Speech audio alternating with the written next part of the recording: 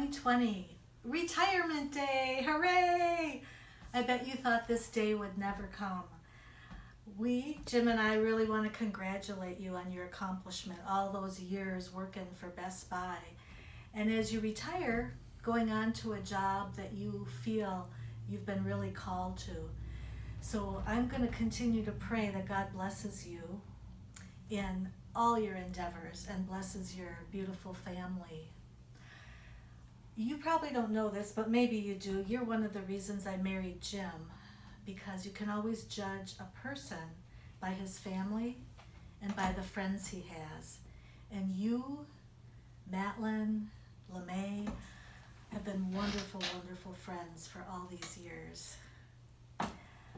I want to congratulate you on such a wonderful family that you have too. That's, I think, one of the greatest accomplishments a person can have, a loving, wonderful family. I will leave you with a memory I have of you at Lisa and Ryan's wedding. The picnic the next day, sitting around the campfire, you being so patient and kind with Gladys. She must have asked you the same question about 20 times. And each time you answered her with love and patience and care. It just shows what kind of person you are. I wish we could be with you, but this video will have to do. So congratulations, Mike. We love ya. Mike, congratulations. It's been 50 years of classmate, teammate, and most of all, friend. I congratulate you on your achievement of retirement. Ready for a new phase of life, having brought up your children so wonderfully. Now you have time for yourself and your beautiful wife. We give you all the blessings that we can on this next phase. May you have even more time to relish your family and your friends and Sharon. And so we propose a toast. Enjoy it. Wish we could be there. Looking forward to celebrating with you in the future. Here's to Mike. Cheers. Hey, Mike. Congratulations on your retirement. I'm sure you're really excited about it. You've worked really hard the last few years, working full-time, going to school, and I'm sure Best Buy is very grateful for all the time that you've worked there, and I'm sure the benefits that you gave back. One of the things I wanted to talk about a little bit is some of our memories and of course, how we met around 1985. Of course, I'm parked in the Wilson's parking lot. You pull up alongside me and somehow opened your door and put a dent in my vehicle. And I know you found me. We had never met before. Shows me how honest you've always been. And anyway, one of my more fondest memories, of course, is with you and I running, training for our marathons. And I remember one time you went into Wilson's when the weather was bad. I think it was raining all day. And you ran 20 miles on a treadmill. That only shows me the dedication that you put in to the sport. Something I don't think I did more than 5 miles, Mike, ever in my life. So quite the accomplishment. But, you know, we had a lot of good times during those days. And it wasn't just the running. There was the times where we would talk, and it was good times. It was bad times. We talked about all of it. And you were always a great person to share my thoughts. And I appreciated that very much. That just tells me what kind of friend you really are. And another thing, it isn't so, I guess it'd be memories, is I wanted to mention the little book card you wrote up for me. I mean, it tells me what a true friend you really are as far as taking the time to do this. And I wanted to read a couple. One in particular, I think Mike wrote this. Do as much as possible and talk about yourself as little as possible. As Mike knows, usually the conversation is 90% Dan and 10% Mike. So I thought that was definitely appropriate. And the other one is The good we do is never lost. It never dies. The good deeds of your life will live on in other people, other places, other times. And Mike, that's you. There's plenty of things, quotes in here that I find fit you. But you've done so much for myself and for other people. And now, as you move into being a chaplain, I know you'll do great things there too. Mike, best of luck. I look forward to hopefully more walks together so you can listen to what I have to say. Peace. Take care, buddy. Hello, Mike. Congratulations on your retirement. Quick memory. You went up to the cabin with me, and I told you the heater was going, and in the middle of the night you woke up and said, Jerry, I don't think the heater's going. We could see our breath. It was like 30 degrees. But you were a good sport about it, and you're always a good sport, and you're always positive. So my remembrance of you is that you're not dying, but we're just celebrating your retirement. But that you are a great sport and a great guy, and you're always positive, never negative. And Mary, you're next. Okay, Mikey. I will always remember, one thing I'll remember about you is my friend Flynn here. I don't know if you can see him. Oh, sorry, Jerry made him run. I was in Florida, and I just found out that Flynn had his liver shunt, and you called and said you wanted to rent a week at our cabin. And I said, no, just stay. And you go, no, I want to rent it.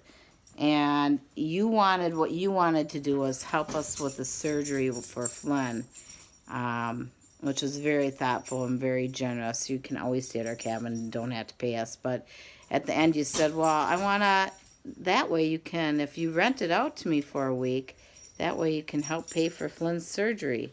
So that was very thoughtful, and it brings me back to childhood. When I was a teenager, I'd hear from neighbors or people that were sick that you would go and deliver flowers to people and never tell our parents or us. You just did it, and we're always humble. And as of always, you've always been humble and never want attention to yourself and never tell people what you do for others. So very proud of you. You're a great role model. Very excited for your retirement and for your internship, which I know you'll touch the lives of so many people that are having problems medically, and you will be a great support for their families. So congratulations. Cheers to you, Mike. Congratulations. Hi, Mike. Congratulations on your retirement. I'll let Foot take it over because he'll probably use up most of the time that we're allotted. You know, one of the things I said is some good memories. And I'm thinking back when we used to go to Twins games. I could talk about the Mike Covich fan club, or the Oscar Gamble home run, or a pennant-clinching victory in 1987 against the Royals, or even going on our anniversary, our 30th anniversary. We went to the Twins game and they got the most hits in their history. But I think I have to go back to the 70s. Back when Mike insisted that we go to a doubleheader down in Chicago after a wedding on Saturday night.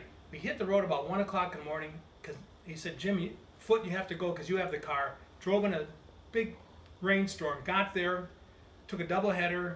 It was phenomenal, great memories. Coming back, we had a little bit of car trouble, and so Mike had to spend his first night at a truck stop.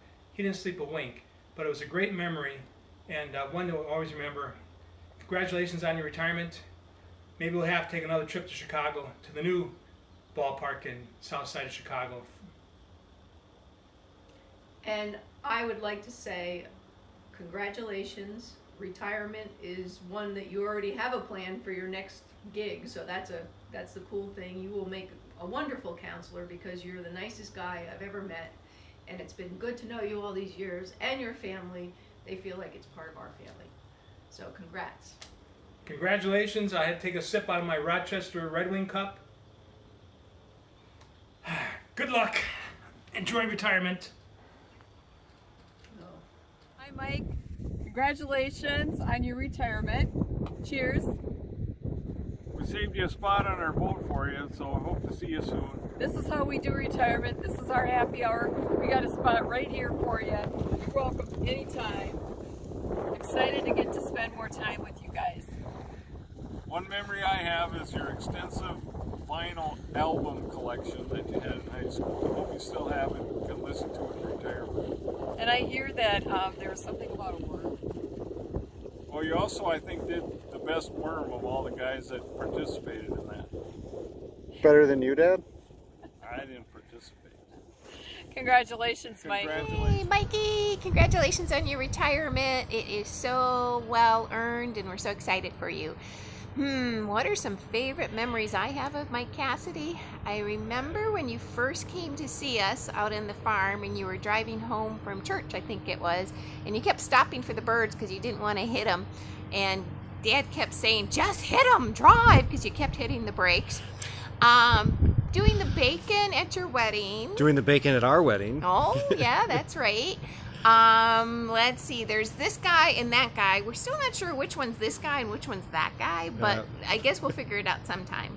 Love you bunches. Thanks for all the great memories. Thanks for being the great guy that you are. And I think that's my best memory, is just what an awesome man you are, and someone that we all Enjoy look this up time. to. Enjoy it. Love you. Bye. Hi, Mike. Kate and I celebrate you and the entire Cassidy family on your upcoming retirement from Best Buy.